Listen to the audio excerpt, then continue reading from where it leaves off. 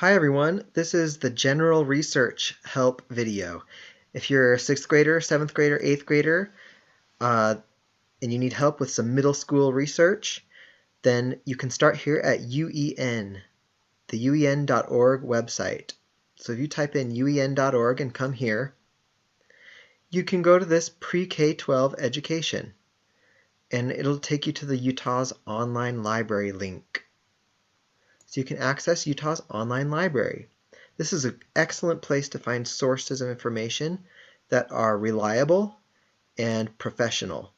And that's what you want when you're doing educational research.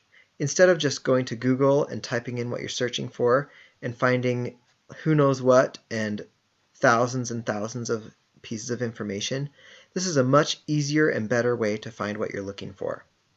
I'm going to show you one database today called Middle Schools. It's EBSCO Middle Schools. And this is a general database that you might use for health class or science class, history class, whatever it might be that you need some help doing a research project or a research paper.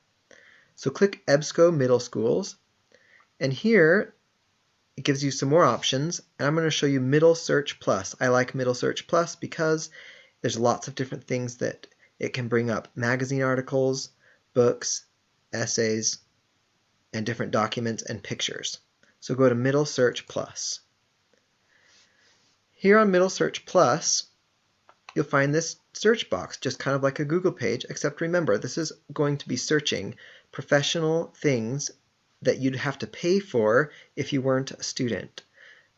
Utah and the schools have paid for all of this for you, so it's free for you, which is really nice, and also valid and reliable. So I'm going to do a search here. If I click search without anything, it's going to take me to this page, and I can show you just generally. Here's this page right here that has search results at the top, and you can see over 1 million different resources. Way too many things. So I can come up here, or even I can just start here from this first page and choose my topic. So I'm going to give you an example today, and my example is chili peppers, because I'm interested in cooking with chili peppers. And I'm going to click enter or search, and here I have a bunch of information back to this page where my search results show me that I have 354 results, which is a lot less than what I had initially.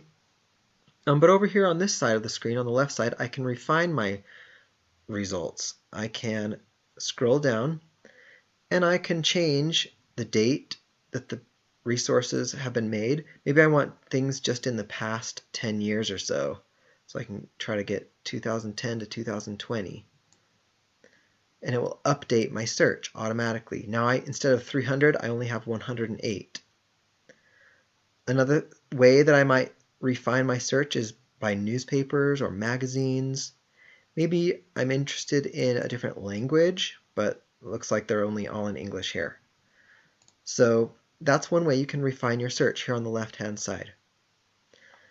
In the middle here are your actual resources. So this one says Death by Chili Pepper. Read this before you take a bite. If I click on this, it will take me to the resource. And I can see it's Scholastic Action. It is an article with these subjects. And the abstract is kind of like a summary. This says a quiz concerning adverse health impacts of chili peppers is presented. So I can scroll down and I can see the rest of the article. I can read it for information and find out if this is what I'd like to learn about. Look, this is kind of cool. I can actually listen to it also. If I click that, it will play it for me. The other nice thing that if I was really going to use this article in my research, I can automatically get a citation. A citation, I'll click it over here, it's called Cite, C-I-T-E. This is how we document for a bibliography. We record the source, and it can do it all for you. I click Cite, and then I can scroll through this list, and usually we use APA. I could highlight this and copy, right-click, copy, and then paste this into my bibliography. I could do another export, but the easy way is just to copy and paste that information right into your bibliography of for your notes when you're doing your research.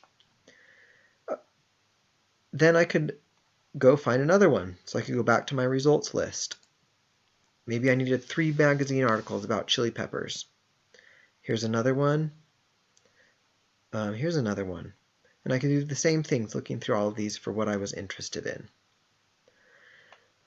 Really cool. The next and last thing I wanted to show you was over here. This is related images. So if I hover over these pictures, I can see that they've given me pictures of chili peppers or things with chili peppers in them. And this is really nice. I could even click Find More. If I wanted to use these images in my report or in my slideshow or presentation, I could click on it, but I have to attribute it to the person who made it. So I'd have to click over here to export, and I can export a citation. One way to do that I like is EasyBib. If I click Save, it will open the Easy Bibliography, and it will give me another citation that I can support, or that I can copy and paste, that will support my work in my research. So that's another way I can cite an image if I'm going to use that, instead of just pulling any image from online. If I go back to my results list here, I wanted to show you one more thing. There's lots of pictures, and if I keep scrolling down, I end up getting pictures of the band, the Red Hot Chili Peppers, which are kind of cool. I like the band, but that's not what I'm interested in. So I'm going to show you one more trick. It's advanced search. If I want chili peppers, the food, not the band, I can go to advanced search, and it will give me another row to help me clarify what my search should be. I'm going to choose not, and this will mean it's going to pull everything that has chili peppers but not, and whatever I type in. I'm going to put it in parentheses because things for that band are coming up as Red Hot Chili Peppers, the band. If I search that, now it's giving me only 89 articles, so it's narrowed my search. And if I click over here on images and find more, and I look at the images, I no longer have any images of the band, which is exactly what I wanted, just the actual plant, the food. So those are some cool things that you can do with MiddleSearch Plus in EBSCO from Utah's online library. Remember, at Utah's online library, I clicked EBSCO Middle Schools. I'm here to help you with your research. If you need, please let me know. Come to see me in the library and have fun doing your research, finding resources, sources of information, and making a bibliography with the right citations. Thanks.